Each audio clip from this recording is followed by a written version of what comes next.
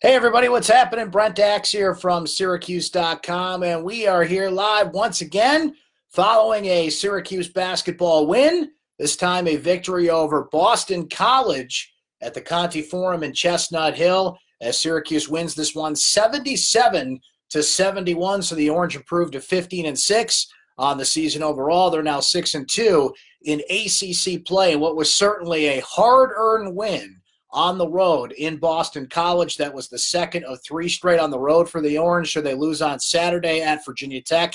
They win this one, and we'll see how they close out a three-game stretch on the road at Pittsburgh coming up on Saturday. So we are here thanks to our friends at Krause Health. We are freezing our butts off. It's currently 0 degrees outside my window in Syracuse, New York. I hope it's warmer wherever you're watching tonight. So tell us where you're watching tonight and what's it like there? Are you in the grip of the polar vortex, or are you enjoying some warmer weather perhaps somewhere else? So Syracuse gets what was an interesting win in a lot of ways. Boston College missed some shots down the stretch. Pascal Chukwu, who was quiet for most of the game, made some clutch plays down the stretch. Free throws matter, right, kids? He had a couple good free throws, grabbed a couple key rebounds, a couple good defensive plays down the stretch. But the man tonight, there's no question about it, Tyus Battle, his second 30-point game of the season. He went for 32 against Duke. He goes for 31 tonight. And not only did he shoot the ball well, Syracuse overall shot the ball pretty well. They went into halftime shooting 63%. 17 of 27. They finished the game 29 of 52. That's 56% overall as a team. And Tyus Battle certainly led the way for the Orange there. He was 11 for 17, shooting the ball 4 of 8 from three-point range. We mentioned the 31 points. And the interesting thing is that Tyus had a team-high 6 assists. As a matter of fact, nobody else had more than 1 assist. It was kind of a combo after that for Tyus. And if you watch Jim Boeheim in his press conference on Facebook Live here, remember, we do put this on YouTube, and we are available whenever you want on the Syracuse Orange Sports page on YouTube. So depending on when you're watching this, but if you did see Jim Boeheim's press conference, you saw him note there about, Tyus Battle getting more run at the point guard. Frank Howard wasn't even in the game down the stretch. They counted on Tyus Battle to run the point, to be, kind of just do everything down the stretch. And Jim said at the press conference that's not going to be what they do every game. Tyus is going to mix it up with Frank at the point, but tonight was a night where Tyus kind of did a little bit of everything, not only running the point, but with 6 assists as well. And after that, it was kind of a mixed bag. O'Shea Brissett had 9 points and 5 rebounds, but Jim Boeheim very critical of how he finished the game inside after a strong start there. He got into foul trouble as well. We mentioned Pascal Chukwu. The numbers don't really grab you. 2 points, 4 rebounds, a steal, but some clutch free throws and some clutch plays down the stretch for him. We mentioned Frank Howard, who only played 21 minutes in this game. He did finish with 9 points on the night, shooting 4 of 7 overall. Elijah Hughes continues a little bit of a skid.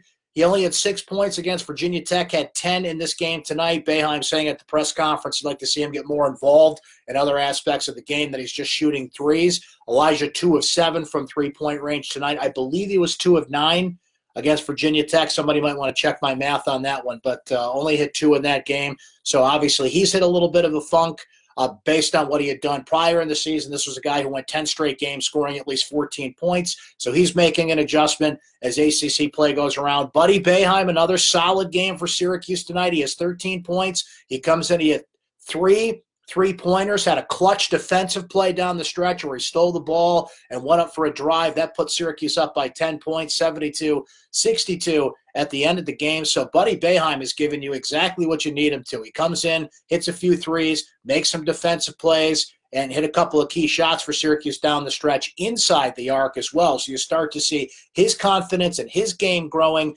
And Jim didn't really put Buddy in the game against Virginia Tech when Syracuse needed some points. But tonight, given less of a defensive team, Virginia Tech played really well defensively on Saturday. Boston College certainly relied on their offense. And there was another big disparity in this game, and I haven't hopped in the comments yet. I'm going to hop in the comments with you guys here shortly. But, this came up the other night in our chat. It's certainly going to come up again tonight, and that's the free throw disparity in this game. Now, to be fair, to Teddy TV, our boy, Teddy Valentine and the crew that were officiating this game. Syracuse took a lot of shots from three-point range, and in order to draw fouls, you got to drive inside the paint, which Syracuse didn't really start to do until the second half. And we mentioned those plays with O'Shea Brissett that he wasn't finishing at the rim and was having trouble in the paint with. But it's kind of weird that the free throw disparity ended up here. Boston College goes 20 of 23 at the free throw line. That's 87%. Syracuse was 8 of 15. That's 53%. Now, you've got to make more of those 15 that you get. Tyus Battle had a few situations where he went 1 of 2 at the line. Pascal missed a couple after making a couple. And, Elijah Hughes went 0 for 2 at the free throw line at one point. So you've got to make your free throws when you get there. But the fact that that gap was that big for so long in this game, 23 free throw attempts for BC, 15 overall for Syracuse, but at one point it was like 20-2. And, I don't know what these refs are watching, but the two offensive fouls on O'Shea Brissett were not offensive fouls. There was a number of fouls that were not called on Kai Bowman. He got the home court treatment tonight for BC. So Syracuse overcame that.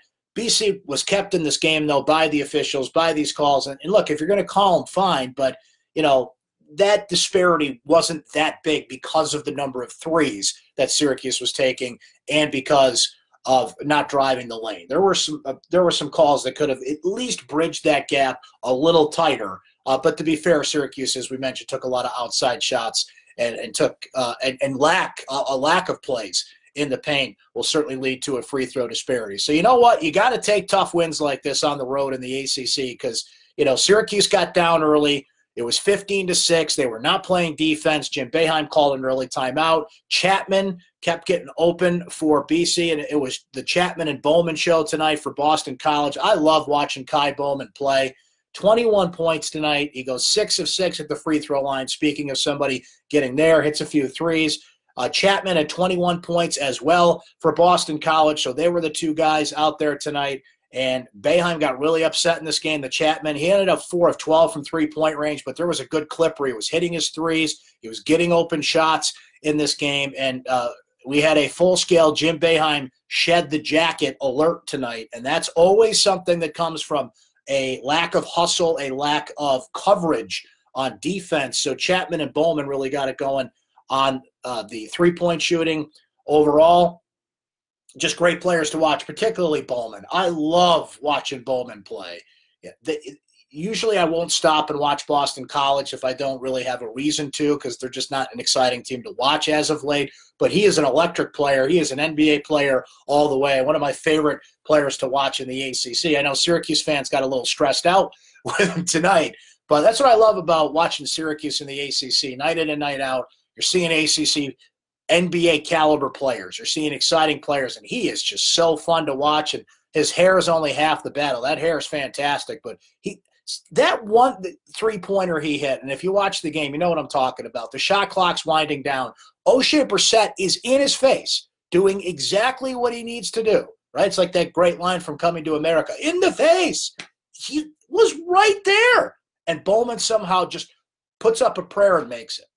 That kid's hitting shots when he's open. He's good at penetrating the lane. He's quick, and he's got a great handle. He's just got all the NBA skills that you need. But that one shot, what do you do about that? It's just great players do that. So he was a lot of fun to watch. And for Syracuse, we kind of went through it there. It was a weird game because Battle certainly was huge. Pascal was huge in spots. Frank was big in a few other spots. Elijah, you heard Jim Boeheim mention it, has to do more than shoot threes. It's like everybody else other than Buddy Boeheim, who I think played a pretty complete game for the Orange tonight, kind of chipped in here and there. And when you look at the numbers, Syracuse shot the ball very well. They really needed what they had to do in getting points off turnovers. They had 18 points off turnovers tonight. They distributed the ball better tonight in this game. Certainly not what it was. You go back a couple games when Syracuse had 22 assists. Only, I think, 12 tonight, but that's certainly better than I think they only had 7 the other day against Virginia Tech. And that's why, that wasn't just coach speak. If you heard Boeheim at his press conference, you could tell he was disappointed, thinking this is a team that can play better than this. He's frustrated with their progress. He's frustrated that as we're about to flip the calendar to February, they're not playing better overall as a team. They've shown flashes of it. I think they've shown what they're capable of. And when you play like this tonight, you're certainly going to be good enough to beat a Boston College, but BC kept pace. They shot 50%. The defense was disappointing, and Syracuse does enough to kind of reel teams close enough and make it interesting. So bottom line, they're 6-2 in the ACC. They've got to pile up as many ACC wins as they can. That's a quad 2 win for Syracuse. You get a little more in terms of what the percentage is, and if whether it's a quad 2 or quad 3 game, road versus home. So when BC swings back in the Dome later on in the schedule, that might end up being a quad 3 game. And as it stands now, Pitt is, I think, 60th in the net rankings. So that could end up being a quad 1 opportunity for Syracuse on Saturday. And you want to be 7-2 coming out of that, winning 2 out of 3 on the road, and getting a quad 1 win at Pitt. So tonight was kind of a take care of business, fend off a hard effort by Boston College. They didn't really have much of a home court at BC tonight. There were plenty of "Let's Go Orange" chants, Buddy Boeheim chants, I should say, at Conti Forum, and certainly the Syracuse fans that were there took over the place. So not as what you saw against Virginia Tech, which was a clear home court advantage, a tough gym to play in. Buzz Williams providing the 6th man on the court for Virginia Tech. Thankfully, Boston College, their coach, Jim Christian, didn't do the same tonight. But hey, you take a win and you move on, right? Especially when you got a Pittsburgh team coming up on Saturday that you're playing the second time around. The Peterson Event Center is a good home court advantage again for Pittsburgh. There was a couple-year stretch there when Kevin Stallings was running that program that it wasn't. Pitt kind of lost that home court advantage, but Jeff Capel's there now. He's put a little bit of a jolt into Pittsburgh. They're still kind of a middle-of-the-pack Pittsburgh team, but they didn't win an ACC game at all last year, and I think fans are happy with what Capel's doing there. Pitt's playing some competitive games this year, and they just played Syracuse a couple weeks back, so we'll see how the Orange does in that second go-around at Pittsburgh. All right, let's jump in the comments here, see what you guys are saying about this one. Javen, my man, saying, Brent, do you think Syracuse will have a lineup of Carey, Buddy, Joe Girard III, and Brissett next year? I think that's a pretty good guess. You're going to need somebody to run the point. I would not leave Bryson Goodine out of that conversation. I think he can come in and make an instant impact for this team. A little bit of a hint for you. My colleague Chris Carlson was in Rhode Island tonight watching Bryson Goodine play, a class of 2019 guard commit for the Orange. So look for that story coming soon on syracuse.com. But that sounds about right for next year. Already looking forward to next year, huh?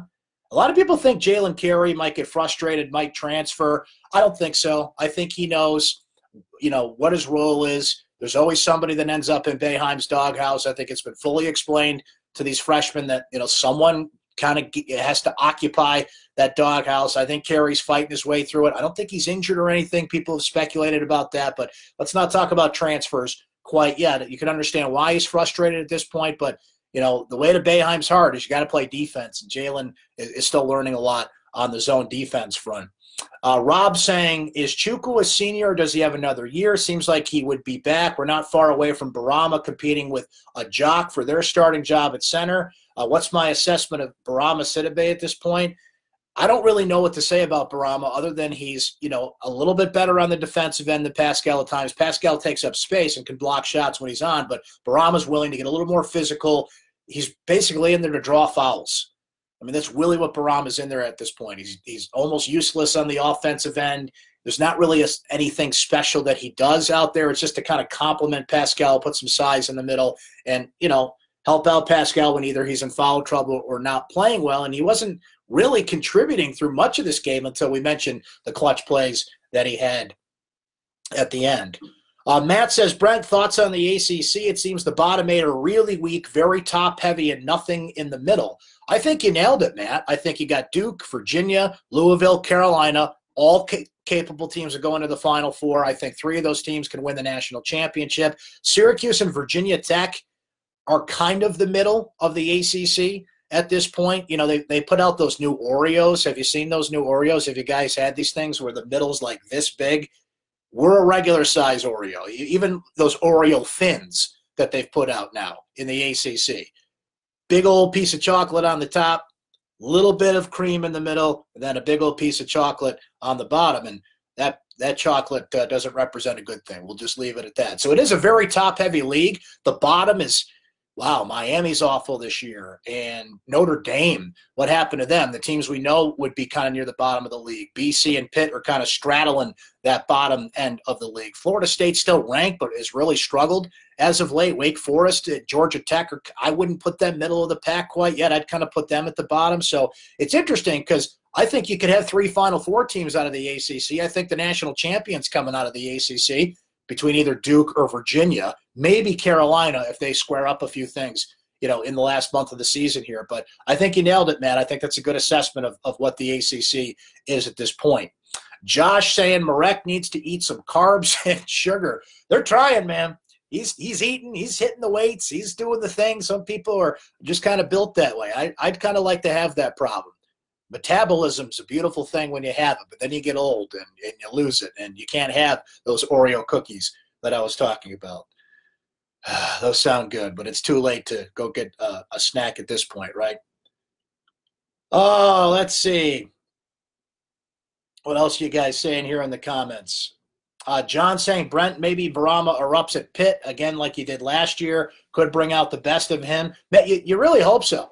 Because, I mean, I mentioned it, we're about to flip to February here, and he plays, let's look at Barama's numbers while we're yakking about it here. So Barama plays 6 minutes. He has a rebound. He has 3 personal fouls. That's it. And that's pretty much his box score, game in and game out. He hasn't done anything to overcome Pascal. He's healthy. It's not an injury situation like it had been in the past. Once in a while, he'll make a hustle play or some kind of scrappy play, some kind of defensive play that makes you say, okay, there he is. And you mentioned that breakout game he had at Pitt. Maybe that's a fun place for him to play, and those memories will come back. But he does enough to get in, but rarely does he make an impact in these games these days. But we got a month to go here, and we'll see if Barama can make an impact going forward. Evan asking, where does Braswell fit in next year? I think Braswell is going to get every opportunity to step in. The coaches love him. He's just got to get bigger. He's got to learn defense, but he's a versatile player. He can actually shoot a little bit from the outside. He's just kind of, taking it all in. Sometimes freshman. We've only seen bits and pieces of him at this point, but he and Jalen Carey, I mean, they're freshmen. They're learning. They have their skills, but I think next year is certainly going to be a breakout year for Braswell. I think people are really going to like what they see from him. And, we saw it today. So Syracuse, we know, lost Isaiah Stewart in recruiting. They lost Qadis Wahab today. Never fun when a Syracuse target goes to Georgetown. So now it's going to be interesting to see where Syracuse goes on the big man front on the recruiting trail. You got to think about a grad transfer. You certainly got to think about JUCO players, right? So Braswell could have a big opportunity to step in and make an impact next year because Syracuse needs big men. They need some paint presence, and I think that's a fair criticism of recruiting and what Syracuse has done there. Stewart would have been great. I don't blame the kid for wanting to go to Washington and be with Mike Hopkins. They've had a great relationship ever since Hopkins started recruiting him to go to Syracuse a few years back. And Stewart's a Rochester kid, so you never like to lose those local recruits if you're Syracuse, but, can't really blame him that he wants to go out and play with Mike Hopkins and kind of forge his own legacy. And he said he really liked what Hopkins did going out there himself and kind of wanted to follow his lead on that. But losing Qadis Wahab, Syracuse needs an impact paint player. They need somebody that can really attack the boards, offensive-minded players. Syracuse for so long has just gotten these projects in the middle. Pascal, Barama, some of them turned out okay and really contributed. Trying to think, it's right on the tip of my tongue here, player that kind of fits that description that you were frustrated with at first, but, then, kind of rounded out and turned into a good player. I'll think of it in a moment here. But next year, somebody mentioned John Bullet-Jock. He's a 6'11" guy, but he's kind of a project at this point. So I think you really got to back off on this. Let's just get the long wing 6'11" guys to stick in the zone defense. Certainly go for size. Isaiah Stewart was a 6'10" kid, but somebody that has a little bit more of an offensive mind on the inside. I think they tried to go for that with Dajuan Coleman a few years ago. I think injuries kind of derailed his career at that point, though. Let's see. Mike saying O'Shea plays like a small guard at times around the rim and shrinks there. There you go. I think that's my man Ben. Rakeem Christmas and Bai Musakeda. That was the name I was looking for. Bai Musakeda. Couldn't think of it. Certainly both projects turned into great players. Rakeem Christmas, I feel so bad for that guy because his senior year was the year that they banned themselves from the tournament. I don't think they would have made the tournament that year, but he carried that team that year, and he turned into an excellent offensive-minded player and a player that, you want to talk about a project that developed through the years. Two great examples there. Thanks to my man Ben for reminding me of those two. So you hope that Barama comes close to what a Bai Musakedi can do, that he just keeps figuring things out, but it's so sporadic what you get from him at this point. Mike saying Syracuse moving forward needs to finish this road trip 2-1, go home, get a couple of good wins against the top teams in the league. And, Mike, you are right, because that back end of the schedule is pretty loaded. Let's see, so there's 10 games left for Syracuse in ACC play. I think at least half are quad one games. It kind of fluctuates a little bit, but I think at least half are certainly going to be, top-level games. Obviously, Duke is left on the schedule. Virginia's left on the schedule. A team we didn't mention before, Clemson, and, where they sit in the middle of the pack in the ACC. Pittsburgh, we mentioned, is a quad one game coming up. So Louisville is still on the schedule. A lot of not only quad one games, but top-level ACC teams that you need to pad your resume with. Syracuse has one of the best wins on any resume in the country when you go to Duke and beat Duke when they're the number one team in the country at Cameron. But they've got to back that up with a few more wins. Winning on the road tonight was big. You take care of business, and that can't be held against you. But you need some, as we like to call them, sore thumb games. What are the games that stick out like a sore thumb? And Syracuse is going to have plenty of opportunities to add to that resume as we're about to flip to February here later this week. James mentioning that Louisville is rolling right now. Wow, what a surprise they are. I was talking the other day with Joe Giglio on the radio. Joe's a terrific reporter. He writes for the News and Record in Raleigh and covers the ACC as well as anybody. And we were talking about Louisville a little bit. What a surprise they are that they came through this year and they're at the top level of the league now. Maybe you'd figure new coach, new situation, escaping all that nonsense that went down there, that it would take them a year to kind of get back on track, but not the case. They're right in it, and I don't know if they're going anywhere here.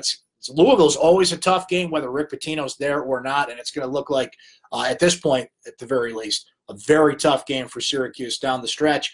Matt saying 6-4 over the last 10 is doable. I think that is doable, and I think, that'd be a good idea for Syracuse to do that. You got to get to that double-digit win mark in the ACC. They're 4 wins away from that. You got 10 to go. So 6-4 would be, not only doable, but advisable for Syracuse. Even we mentioned the league and how it's top-heavy and how things will kind of separate, but the ACC we know is going to have, probably at least 7-8 teams minimum, and we'll see who else can get in that conversation in the tournament going forward. So will this be a case as we're about to get into February, Joel and Artie and all the bracketologists become part of our lives again? Will Syracuse sweat it out this year, or will they put themselves in good position going into that back end of the schedule and all the tough games that they have with 7, 8, 9 ACC wins on tap before they do that? If they take care of business in games like this, you beat Pitt on Saturday, that's 7-2 in league play, you're off to a good start because you're going to have to brace for impact after that. And we brought it up earlier. Jim Boeheim thinks this team can play better. He's disappointed with a number of things in this team, specifically Elijah not contributing more, O'Shea not finishing at the rim, the inconsistency of Frank Howard at point guard. Jim keeps him in there because he can shoot the ball, but you can't keep putting Tyus at the point. He can't carry the team like he did tonight, game in and game out. So they are going to need some more contributions from some players. We mentioned Pascal. Marek Dolzhai is kind of quieted down on the offensive end. But we've all seen them do things that certainly were better than tonight. Maybe not Pascal and Barama on the offensive end, but, Pascal Chukwu had 18 rebounds in a game this year. You don't even do that. Just get 10 or 12. Pascal Chukwu should have 8 rebounds just by checking into the game, right? So I can see where Jim's frustration comes from, and his number one source of frustration is always defense. So we'll see if the Orange can improve that as they go forward. And ACC play really starts to ramp up here. So I'll tell you what, I think we'll wrap it up there, guys, for tonight. But we'll be right back here on Saturday, doing it after the Pittsburgh game. Just a reminder that we do put this up on YouTube in case you miss it live here on Facebook. So let's make sure you subscribe to the Syracuse Orange Sports page on YouTube. I put it in my recap as well. Hope you can read the great coverage from Donna DeToda. And how about this? Nate Mink My man Nate, we brought him into the basketball fold tonight, filling in for Mike Waters. Of course, Dennis Nett taking all the great photos, and my recap will be up bright and early for you tomorrow morning. So thanks for hanging with us today. Thanks for watching, as always. Thanks for reading on syracuse.com. We'll be right back here on Facebook Live, presented by Krause Health, after the Orange take on Pittsburgh on Saturday. Stay warm out there in that polar vortex, and we'll see you next time here on Facebook Live.